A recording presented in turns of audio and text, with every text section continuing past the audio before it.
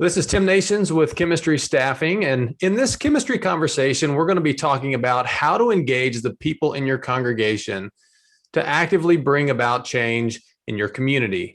Even before COVID, churches often found it difficult to get people invested in efforts that brought lasting, tangible change in the communities around them. 2020 brought new challenges, but also new opportunities for church leaders to equip members to do some things that could really move the needle on issues facing their cities.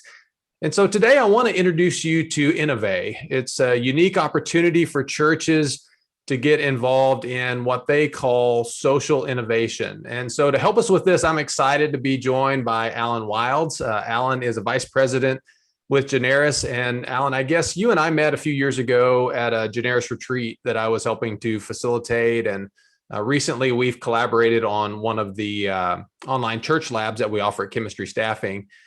So I'm glad to have you here, Alan. Welcome to this chemistry conversation. Yeah, man. Glad to be here for sure. So for those that don't know you or don't know Generis, give us an overview of what you do with churches, the work that you do. Yeah, man, real fast. So Generis is a generosity consulting firm. That's what we were founded on. We're over 30 years old, based out of Atlanta.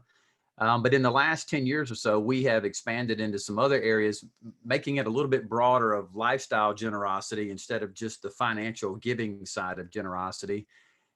We've also added a nonprofit branch of our company where we're working with faith-based institutions, higher education, nonprofits. And so we have a division there. But then most recently, we've added a team called the Effective Ministry Team, which is a collection of professionals that has expertise in different areas in the church world primarily, and to try to be able to provide a more holistic offering to churches to help them in areas of pastor coaching or worship innovations, worship improvements, things like coaching some of the churches you mentioned earlier, where I was working with some churches on just overall vision and things such as a digital campus and during COVID, and just trying to be a little bit more holistic in how we help churches. All of those things impact the culture of generosity at a church, and a healthier culture of generosity is what we're about. And so we want a church to have a holistic, healthy culture of generosity. But in the last 20 years, I have primarily spent most of my time working on the financial side of the culture of generosity in churches. Yeah, and so Innovate, for you, this is a new discovery, something new that you're getting involved in. Yes. Give us the 30,000 foot view of what Innovate is and what it does to help churches bring social innovation to their communities. And maybe even a good place to start would be, kind of give us a definition of what social innovation is. Yeah. Yeah. So, social innovation, social entrepreneurship there's with the internet becoming so accessible over the last 20 years, especially in the last 10 years, the creation of many faith-based nonprofits to try to meet the needs of a particular city or culture or community around them, whether it be food or poverty or education or transportation or whatever it might be, social injustice. There's just been this explosion of social entrepreneurs and social entrepreneurship platforms, nonprofits that are trying to meet the needs of the communities around them. And unfortunately, a lot of that has arisen because the local church has kind of gotten away from doing those types of things. And so there was a bit of frustration and realizing that trying to work through a church might be a little bit challenging. So a lot of these folks have gone out on their own, and many of them are very, very successful in having impact in their community and around the world. And so one of the shifts that Innovate is trying to help churches make is getting out of the mindset of the church has to create the mission. The church has to create the mission opportunity. And instead of the church creating it and coming up with the idea, that Innovate tries to take the resources, both financial and the people resources of a local church, and undergird and support some of these nonprofits that are in their community trying to make an impact in their community. And so it's a mindset shift from us having to do it to supporting those that are already out there doing it. So what is it specifically about innovate? Because I know this is something you're really excited and passionate about. What is it that drew you to innovate?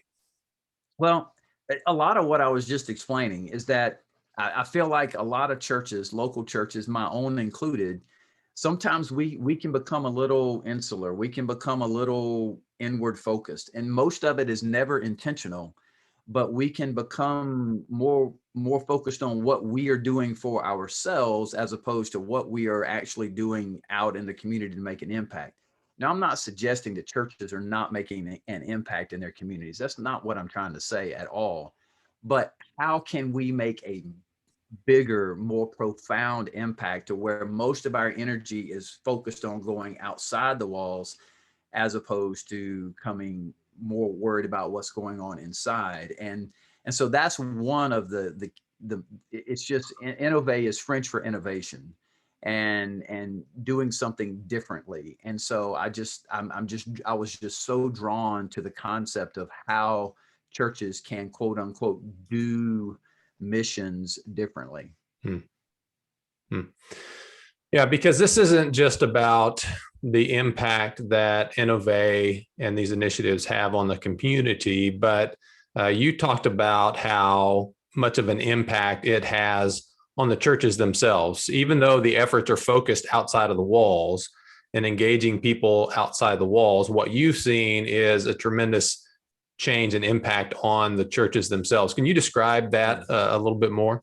Yeah, absolutely. So if you don't mind, let's do two things. Let me kind of unpack what Innovate does, and I think I'll answer that question as I unpack what Innovate does. So Innovate has been called Shark Tank for Missions, which is it's actually quite accurate. And so what happens is the church decides to do Innovate, and with that they have they set aside an amount of money, and it's typically a substantial amount of money, and there are awards or prizes or grants that are at the end of the process. We're talking 25, 35, 50, $60,000 grants that are available to these nonprofits, these social entrepreneurs, that if they want to apply and make it through and are willing to go through the coaching process and the entire process, then there's a possibility that at the end they will receive a grant of a substantial amount of money that could then help them expand and launch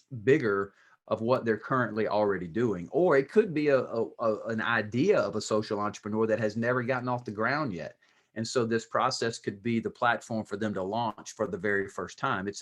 There's not a one recipe for who can apply. Right.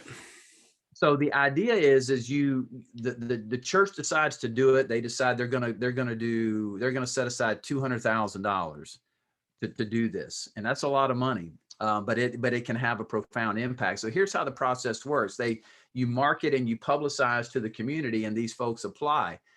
Simultaneously, internally, you are looking for people in your congregation to be a part of the process. So what has happened in a lot of churches have a lot of people that have been very successful over their careers or are currently successful in their careers. But what they do for a living, there's never really an opportunity for them to use the skills and the wisdom and the experience in the local church. And so you wind up having a vice president of a multinational corporation volunteering to be an usher, because that's really the only place that he or she feels like that that's just where they can plug in, because there's just not a lot of opportunities. Nothing wrong with being an usher. I've been an usher myself, and it's a very valuable, role in the church. But when you got somebody who spent 25 years in leadership of a multinational company, they got a lot of experience and wisdom that, man, if we could find a place for them to pour that experience into, you could really engage that person in a way that they may not have ever been engaged in the church. And churches, local churches, are full of those types of people, because as you and I both know, millennials are not beating down the doors to go to church anymore. And so a lot of churches are aging, and the boomers is the biggest generation ever. And so they are now, most of them are now in retirement, but they're still very active and still looking for things to do. And so this is a wonderful way to engage. So what you do is you find these different areas that we know that these social entrepreneurs need help in. Every nonprofit needs accounting help. Every nonprofit needs bookkeeping. Almost every nonprofit needs some legal advice. What if they need commercial real estate? So they need to talk to a commercial real estate agent. Every nonprofit needs help on work on knowing how to raise money and development and creating a development program, a sustainability financial platform, marketing, a bit writing a business plan, writing a business, having a strategy, and how to market, and how to be, just what does it mean to be an entrepreneur, and how to stay innovative, and how to stay creative, and try to stay ahead of the curve. So you try to find these people in your congregation who have those areas of skill and experience, and you invite them to be a part of the process. When the filtering process, let's say you get it narrowed down to 15 finalists. Now those 15 finalists go into a 3 to 5 month coaching process where they get free coaching from all of these people in the church, helping them become more knowledgeable and better business people as they are trying to learn how to do what they feel like God or has called them to do, or just this passion that they have and this fire in their belly that they have to do to try to make a difference in the world.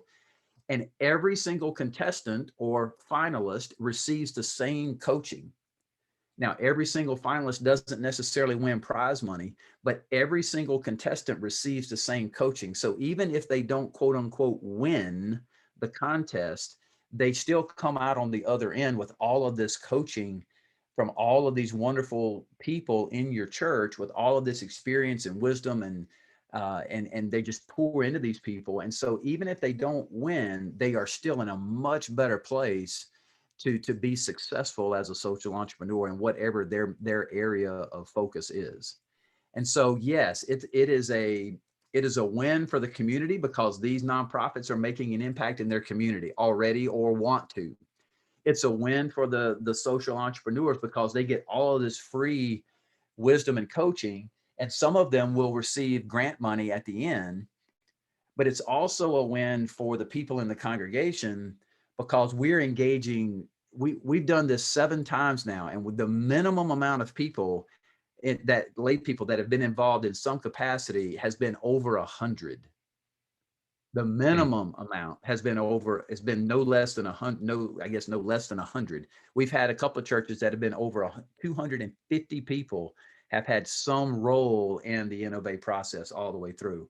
So even though this has nothing to do with money, specifically as far as raising money, which is what Generis is known for, it has everything to do with enhancing the culture of generosity at your church. And so that's why it fits at Generis. That's why it fits under our umbrella. And that's why I am most excited about what this could do for churches, because it is just pre-COVID, Tim, it was ahead of its time. I don't think the church world was ready for it. Post-COVID, I think it's right on time. We tend to focus when we think about time, talent, and treasure, we tend to focus on the treasure, right? Sure. And I think in a lot of churches, that is the most accessible way to invest in things is just, we'll just give, and not to discount that at all. But to your point, sure, the investment of time and the investment of the talent of the people in the congregation can have a far greater ripple effect, if you will, on the social initiatives in a community than the dollars and cents that happen to go to maybe a handful of ideas to help push them forward. And I love the fact that what Innovate is doing is awakening some latent potential within the pews, people whose gifts and talents aren't as easily utilized in a church environment, but they're able to take those things that they've been doing in a career for 10, 20, 30, maybe 50 years. Yeah, absolutely. And invest that for kingdom purposes and things that really make a tangible difference in the lives of the people that they live next to, that they see at the store that they drive past every day. Or And may I not think even that's know, or may not even know that they exist right. Right. because they've just never been exposed and their paths never crossed because of the different worlds that they might be living in. And it's you said I love the latent possibilities. I'm going to need you to write that down for me. I'm going to use that. But I love that. But to your point, an engaged giver is a more generous giver, not just financially, but an engaged giver, an engaged person is a more generous person. And so this is a wonderful way to engage those people. Another, you mentioned earlier, you asked me the question about the impact that it can have on the church itself, the internally on the church. Right. A side benefit or a tangible benefit that we didn't even see when Innovate was created was, I mentioned earlier that millennials are not beating down the doors to come to church. They're not beating down the doors to join the choir with the robes, right? They're just not beating down those doors. And I know that's hard to hear, but you and I both have kids that are Gen Zers. Both of my kids love Jesus. They can give or take or leave the local church. And they're just not really engaged in it. And so I was on the phone a couple of weeks ago now with a guy who's 32 years old, former pastor, working in the business world right now on the marketing side. He's a millennial. And most people, a lot of older people don't understand that millennials are now adults. And now the Gen Zers are the generation that's going to ruin the world. But millennials are now adults. And so we were talking about Innovate and a couple of other things. And he mentioned that, millennials are not coming back to church, or going to church nearly as much as their parents. And I said, so why is that? And he made a statement that was the first time I'd heard it. It may not unique to him, but he made the statement, we feel like most local churches are answering questions that we're not asking. Hmm. Man, that was pretty profound. I give him credit for it because I hadn't heard it from anybody else. So then I said, okay, I'll take the bait. So what questions are y'all asking? And he says, why is the local church not being the hands and feet of Jesus? Why are the local churches not making a profound impact in the communities? The resources are there. Why are they not doing it? And so Innovate does that. Innovate then allows a local church to be more attractive to the millennials that are in their congregation that might be sitting on the sidelines a little bit. It also makes them more appealing to millennials in their community, because if a church chooses to do Innovate, the word's going to get out, because we're pushing it out that we're doing this. And people are going to start asking questions, and they're going to want to know what's going on at that church that is causing them to do something this creative and this different. I think I might want to check that church out. I want to be a part of a church that's doing something like that, not only to the millennials, but to everybody. And so there's this side tangible benefit that we didn't even see coming, because it's been proven to be true in the churches that we've worked in. They've seen the millennials in their church become more engaged. And if the millennials in your church that you currently have become more engaged, they're going to tell their millennial friends. And then their millennial friends are going to want to come be a part of a church that's doing things like this. So a lot of churches are trying to figure out, how do we get the millennials to come to church? How do we continue to reach the younger generation? And I'm not hearing churches with a lot of really good solutions. And Innovate is a potentially very good solution, or a part of a solution for churches to re-engage the younger generations. And so that is exciting to me as well, especially being the parent of a 20-year-old and a 16-year-old, which we found out today that we both have a 20-year-old and a 16-year-old each. And I am concerned about my kids' future relationship with Christ and future relationship with the church. And I want my kids to be a part of churches that are doing things like this. Mm-hmm. Mm-hmm. So, Alan, for a leader watching this video and, it piques their interest, they want to explore, innovate, and, kind of take a next step to find out more. What's the best way to do that? What should they do? Yeah, the easiest way, Tim, is just going to be to contact me directly. And that is Alan, ALAN at Generis, GENERIS.com, Alan at Generis.com. That's going to be the easiest way. We can start a conversation, and then I can put you onto some resources that will help you better understand the process. They can also log on to the Innovate website. It's innovatestudios.org, INNOVE studios.org. You can find all kinds of information there, case studies and success stories from other churches, and a description of the process, how it all lays out. And those are going to be the two best ways to get some more information. All right. And I'll make sure to put your email address and that link in the notes and things that we have for this video as well, so it's easy to find. Yep. Well, Alan, thanks so much for spending some time with me today. I appreciate your passion for the church and for the kingdom. And I look forward to seeing what Innovate is going to help churches to do in their communities. Yeah, man. Thanks for the opportunity, Tim. Appreciate it. You bet. Take care.